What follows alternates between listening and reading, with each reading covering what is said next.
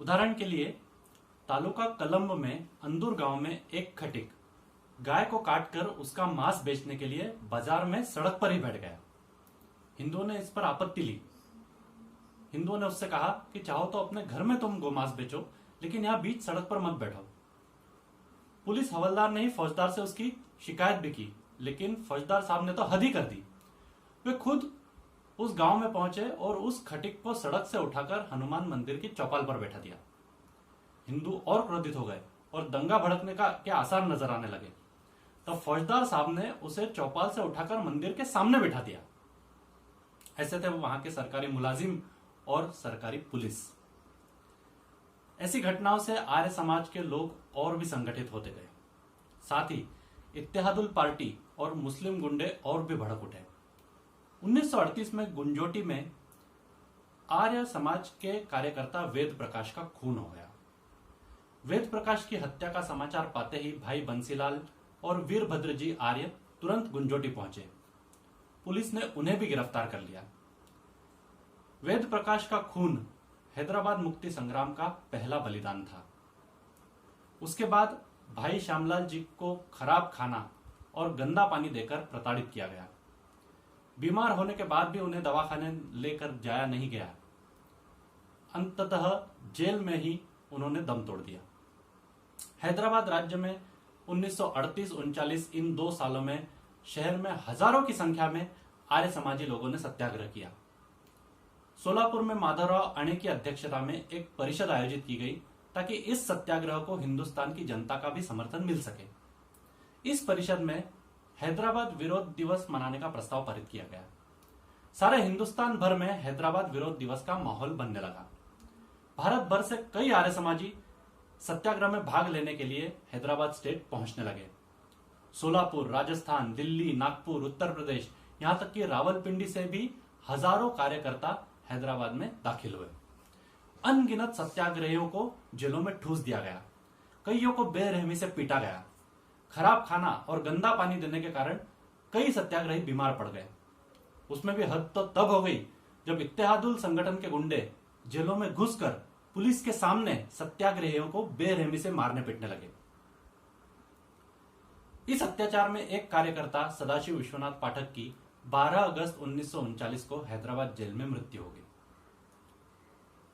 राजस्थान के स्वामी ब्रह्मानंद जी का भी चंचलगुड़ा जेल में निधन हो गया। इस प्रकार दिल्ली, नागपुर, यहां तक कि अलग अलग शहरों से आए हुए आर्य समाज के कार्यकर्ताओं ने हैदराबाद स्टेट के अलग अलग जेलों में अलग अलग समय पर दम तोड़ दिया। कुल 23 लोगों ने इस आंदोलन के दौरान जेल में अपने प्राणों की आहुति दी। उमरी जिला नांदेड़ में गणपतराव, गंगाराम और दत्तात्रेय नामक इन 3 आर्य समाजी प्रचारकों को पठानों ने पत्थरों से पीट पीट कर मार डाला। 1942 में उदगीर में बैरिस्टर विनायक राव जी विद्यालंकार की अध्यक्षता में एक परिषद हुई। इस परिषद में निजामी पुलिस, रजाकारों और अमानवीय अत्याचार करने वाले सभी घटकों को चेतावनी दी गई। तब पुलिस और मुस्लिम संगठनों की ओर से हिंदुओं के घरों और दुकानों पर जोरदार हमले शुरू हो गए। हुमनाबाद में एक जुलूस पर पुलिस ने अंधाधुंध गोलियां चलाई, जिसमें 5 लोग शहीद हो गए। 1943 में निजामाबाद में फिर एक बार आर्य समाज की परिषद हुई। आर्य समाज के लिए काम करने वाले प्रत्येक व्यक्ति की देश, धर्म और ध्येय पर निष्ठा और व्यवहार पूरी तरह से अनुशासनपूर्ण था। इस परिषद में 25,000 सैनिकों का एक दल स्थापित करने का निर्णय हुआ। साथ ही यह भी निर्णय हुआ कि कई स्थानों पर पाठशालाएं खोलकर देश से प्रेम करने वाले निष्ठावान, ऊर्जावान और अनुशासनपूर्ण युवाओं का निर्माण किया जाए। निजाम सरकार ने आर्य समाज की दीक्षा ले चुके सरकारी अधिकारियों और कर्मचारियों को निकाल देने का फरमान जारी किया। इतना ही नहीं, यहां तक कि अगर कोई सरकारी कर्मचारी किसी आर्य समाजी से बात करता हुआ भी दिख जाता, तब भी उसे नौकरी से निकाल देने के आदेश जारी कर दिए जाते। कुल मिलाकर निजाम सरकार का आर्य समाज के लोगों के बारे में अत्यंत सख्त रवैया हो चुका था। लातूर के एक नवविवाहित जोड़े को बार बार पुलिस थाने में बुलाया जाता था। यह युगल पूरी तरह से त्रस्त हो चुका था। पुलिस की परेशानी से मुक्ति के लिए कोई उनकी मदद करने की स्थिति में नहीं था। ऐसे में किसी ने उन्हें सलाह दी कि आप आर्य समाजी हो जाओ। वे आर्य समाजी बन गए। आश्चर्य की बात तो यह कि सचमुच ही उस दिन के बाद से किसी भी पुलिस वाले ने उन्हें सताना और परेशान करना बंद कर दिया। उन्हें बुलाने कोई पुलिस का जवान उसके बाद कभी नहीं आया। 1924 में उस्मानाबाद जिले में आर्य समाज की स्थापना की गई। केशवराव कोरटकर, अघोरनाथ चट्टोपाध्याय, श्रीपाद राव सातवलेकर इत्यादि कार्यकर्ताओं के नेतृत्व में उस्मानाबाद जिले में कई स्थानों पर आर्य समाज का संगठन खड़ा होने लगा। कई स्थानों पर आर्य समाज मंदिर खोले गए। बापूराव मास्टर, रामभाऊ महेंदरकर, तुलजाराम सुरवसे इत्यादि लोगों ने मिलकर उस्मानाबाद जिले में आर्य समाज के राजनीतिक, सामाजिक और धार्मिक कामों में अच्छी तेजी लाई। इनके साथ ही सन्मित्र समाज के दत्तोपंत जिंतुरकर, बलभीमराव हिंगे, ज्ञानराव सालुंके, देवीदास मुरुमकर इत्यादि कार्यकर्ताओं ने स्वतंत्रता संग्राम की तैयारी की दृष्टि से एक व्यायामशाला प्रारंभ कर बल की उपासना शुरू की। महाराष्ट्र समाज के कार्यकर्ताओं ने जैसे द या गणेश, न प मालखरे, शंकर नायगावकर, चंदूलाल गांधी इत्यादि कार्यकर्ताओं ने गांव-गांव जाकर जन जागृति का कार्य किया और स्वयं सत्याग्रह में भाग लिया। उन्हें सजा भी हुई। इसी दौरान सोलापुर में दयानंद कॉलेज की स्थापना हुई। मराठवाड़ा के लोगों के लिए सोलापुर हैदराबाद की तुलना में शिक्षा और आर्थिक दृष्टि से कहीं ज्यादा सुलभ था। इसलिए दयानंद कॉलेज में छात्रों की संख्या तेजी से बढ़ने लगी। अंग्रेजों और निजामशाही के खिलाफ शुरू किए गए स्वतंत्रता संग्राम के लिए युवकों को प्रेरणा देने का कार्य इसी कॉलेज ने किया। यह बात एक खुला सत्य है कि कॉलेज के विद्यार्थी आर्य समाज के विचारों से प्रभावित होकर निजाम के विरुद्ध सत्याग्रह और वंदे मातरम सत्याग्रह में पूरे जोर शोर से भाग लेने लग गए थे। दयानंद कॉलेज में मराठवाड़ा से आए हुए विद्यार्थियों ने हैदराबाद स्टूडेंट यूनियन की स्थापना की। इस यूनियन के तत्वावधान में कॉलेज प्रांगण में विनायकराव जी विद्यालंकार, पंडित नरेंद्र जी, भाई बंसीलाल जी जैसे आर्य समाज के नेताओं के भाषण होने लगे। गांधी जी के कहने पर कॉलेज छोड़ो आंदोलन को उग्र रूप प्राप्त हुआ और विद्यार्थी तेजी से कॉलेज छोड़ छोड़कर जाने लगे। उस्मानाबाद जिले की सीमा पर लगे हर शिविर में दयानंद कॉलेज के विद्यार्थी हर काम में आगे रहते थे। पहले स्वराज फिर शिक्षा, इस ध्येय को हैदराबाद राज्य में फैलाने और हैदराबाद शहर तक पहुंचाने के लिए दयानंद कॉलेज के विद्यार्थी सबसे आगे थे। कॉलेज के तत्कालीन प्राचार्य श्रीराम शर्मा जी ने, जो कि एक विख्यात इतिहासकार थे, ने विद्यार्थियों को देश प्रेम और धर्म प्रेम की शिक्षा तो दी ही, साथ ही अन्याय के विरुद्ध लड़ने की शक्ति भी दी। विद्यार्थियों को निर्भय बनाया। दयानंद कॉलेज क्रांति के लिए शस्त्र और प्रेरणा प्रदान करने वाला एक असीमित भंडार बन चुका था। हर छोटे बड़े गांव में आर्य समाज की स्थापना हो चुकी थी और उसका काम बढ़ रहा था। उसके कारण दीनदार सिद्दीक संगठन का प्रभाव कम होने लगा। मुरुम तालुका उमरगा में आर्य समाज की स्थापना हुई तब निजाम ने वहां 200 फौजी जवानों की एक टुकड़ी भेजकर तैनात कर दी। फौज की मदद से दीनदार सिद्दीक पार्टी और खाकसार पार्टी अपना कार्य करने लगी। आष्टा में सिद्दीकी के भाषण से लोग भड़क उठे क्योंकि भाषण के पहले सिद्दीक पार्टी के लोग मस्जिद में एक गाय लेकर आए थे।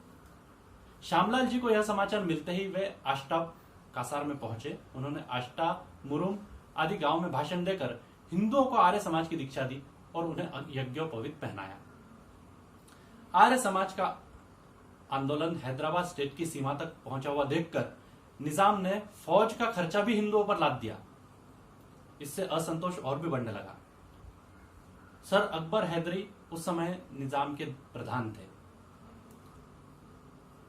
अनंतराव काका, राम पांढरे और करसप्पा ब्यावले, ये सभी लोग हैदराबाद जाकर हैदरी साहब से मिले। सभी ने मिलकर हैदरी साहब को अनुरोध किया कि यह सारा खर्च हिंदू प्रजा पर लादना अन्यायपूर्ण है और उसे हटा दिया जाए। तब हैदरी साहब ने यह खर्च हिंदुओं और मुसलमानों पर एक समान कर दिया। लेकिन प्रजा के द्वारा फौज का खर्च उठाना अन्यायपूर्ण ही था और वो चलता रहा।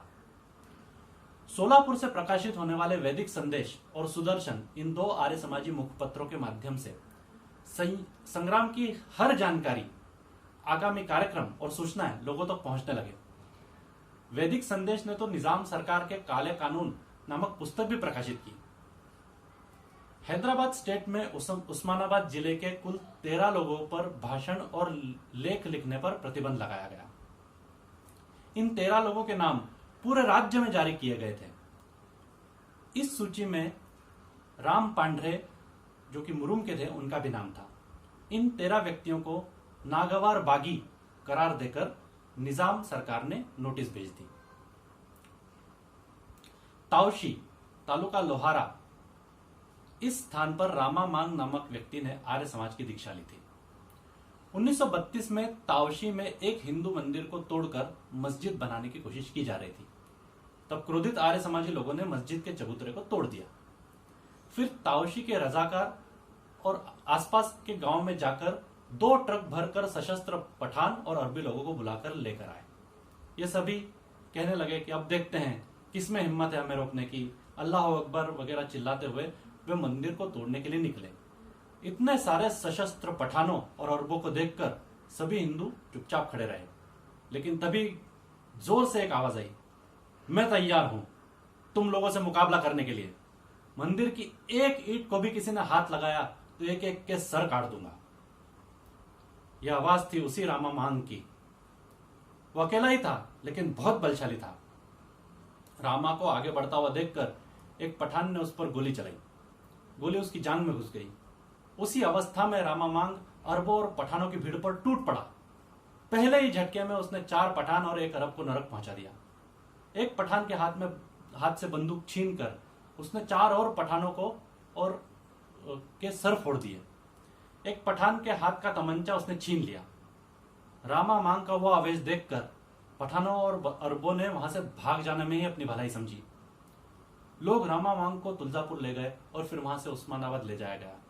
जांघ में लगी गोली के कारण वो अत्यधिक गंभीर परिस्थिति में था और बेहोश हो चुका था। अंततः उस्मानाबाद के अस्पताल में उसकी मृत्यु हो गई। आर्य समाज के एक शाखा के अध्यक्ष माणिकराव पर गुंडों ने हमला कर उन्हें जख्मी कर दिया। 27 अक्टूबर 1938 को अस्पताल में उनका निधन हो गया। पुलिस ने उनके शव को उनके घर वालों को देने से साफ इनकार कर दिया। तब आर्य समाजी युवकों ने इसके विरोध में जुलूस निकाला। पुलिस ने पंडित देवीलाल और अन्य 20 आर्य समाजी कार्यकर्ताओं को गिरफ्तार कर लिया। इस प्रकार निजाम ने हर तरह से आर्य समाजी कार्यकर्ताओं पर अत्याचार किए। आर्य समाज पर निजाम को अत्यंत क्रोध था। हिंदुओं का संगठन करने वाले आर्य समाज के आंदोलन को कुचलने के लिए उसने हर संभव मार्ग अपनाया, लेकिन उसकी प्रतिक्रिया आर्य समाज की शाखाएं दुगनी होने में नजर आने लगी। आर्य समाज ने न केवल हिंदुओं का संगठन किया, बल्कि जन्मजात मुसलमानों को भी वैदिक पद्धति से दीक्षा देकर उनका शुद्धिकरण का कार्य अत्यंत द्रुत गति से जारी रखा। हजारों लाखों अस्पृश्यों को आर्य समाज में स्थान देकर उनके मन में हिंदू धर्म और हिंदू राष्ट्र के प्रति प्रेम और स्वाभिमान पैदा किया। आर्य समाज द्वारा हैदराबाद स्टेट में किया गया यह कार्य अत्यंत महत्वपूर्ण और बहुमूल्य है। आर्य समाज के संगठन के कारण ही हैदराबाद स्टेट कांग्रेस आगे चलकर बड़ी मजबूती से खड़ी हो सकी। दोस्तों, यह हैदराबाद की स्वतंत्रता संग्राम का इतिहास है। इसे हमें बिल्कुल नहीं भूलना चाहिए। आज ही के दिन यानी 17 सितंबर 1948 को हैदराबाद राज्य भारत में विलीन हुआ था। उसी की स्मृति में ये छोटी सी हैदराबाद मुक्ति की गाथा मैंने आपके सामने कही। बहुत बहुत धन्यवाद।